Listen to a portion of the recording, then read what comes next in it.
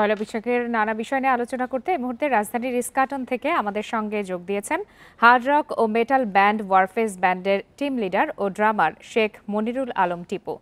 শেখ মনিরুল আলম টিপু, আপনাকে স্বাগত জানাচ্ছি ইন্ডিপেন্ডেন্ট টেলিভিশনে। আপনার কাছে একটু প্রথমে জানতে চাই যে এবারের বর্ষবরণ উৎসবে এবং শোভাযাত্রায় 200 ব্যান্ড তারকা উপস্থিত থাকবেন এবং ওয়ারফেজের বিশেষ করে একটি গান থাকছে। এবারের আয়োজন অন্যান্য বারের থেকে কতখানি আলাদা বলে এখন পর্যন্ত আপনি মনে করছেন বা আপনি ধারণা পেয়েছেন? বান্ডেল থাকলে প্রতি সেনমানিতে টাকা বাঁচবে। বিকাশ সেনমানি বান্ডেল কিনে জিতুন প্রতি লেনদেনে। অবশ্যই এটা অনেক ব্যতিক্রমী একটা অনুষ্ঠান হতে যাচ্ছে। আসলে এখানে একটু আমি যেটা বলতে চাই, এখানে বাংলাদেশি যে ব্যান্ড মিউজিশিয়ানসরা আছেন, হ্যাঁ, তারা এখানে প্রায় 150-200 আমরা ব্যান্ড মিউজিশিয়ানরা থাকবো। শুধু তারকা না, যারা দেশের আমাদের বিভিন্ন জেলায় আছেন এবং ঢাকায় যারা আছেন, যারা আগ্রহী তারা সবাই থাকবেন।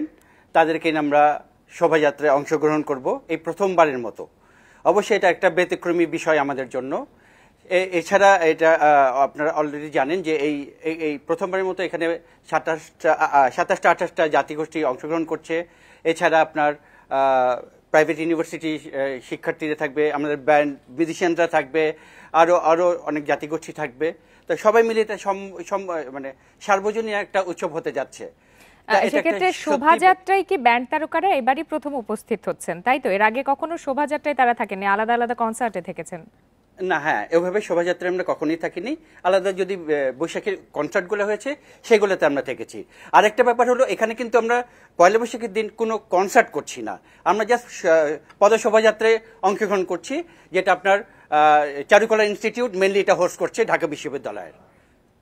জি, সেক্ষেত্রে নববর্ষ উদযাপনের সঙ্গীত আয়োজনের যেই অংশটা, সেখানে মূলত কারা গান গাইবেন বা অংশগ্রহণ করবেন? এখানে একটু বলি যে বেসিক্যালি এখানে অনেকেই থাকবে। এখন এই মুহূর্তে যাদের পক্ষে সম্ভব হবে তারাই থাকবে, অংশগ্রহণ করবে স্বতঃস্ফূর্তভাবে।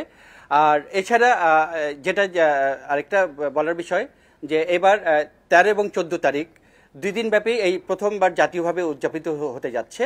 এবং এই চৈত্র সংক্রান্তি কখনো এত বড়ভাবে হয়নি, এই প্রথমবারের মতো হচ্ছে। ব্যান্ড সঙ্গীত হবে এবং এছাড়া অন্যান্য জাতিগোষ্ঠীর ব্যান্ডরাও থাকবে। সো এটা আগামী 13ই এপ্রিল আপনার শরৎদি উদ্যানে হবে, সবার জন্য মুক্ত থাকবে। তা এটা একটা বিশেষ আয়োজন হচ্ছে।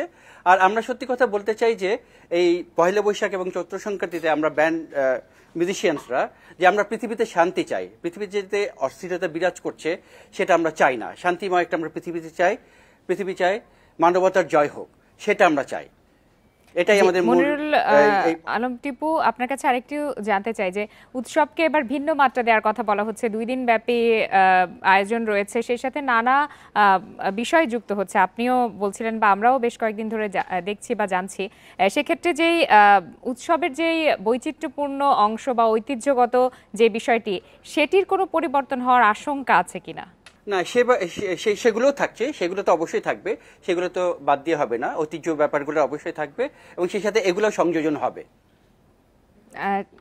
আপনাদের প্রস্তুতি এখন পর্যন্ত কেমন এই পয়লা বৈশাখের উদযাপনকে ঘিরে? এটা চলছে, এটা মাত্র তো অ্যানাউন্সমেন্ট হলো। আমরা সবকিছু অর্গানাইজ করছি, আস্তে আস্তে আগাচ্ছি। এটা সময় মতোই সবাই আপনারা জানতে পারবেন। জি, শেখ মনিরুল আলম টিপু, আপনাকে অসংখ্য ধন্যবাদ আমাদের সাথে যোগ দেওয়ার জন্য।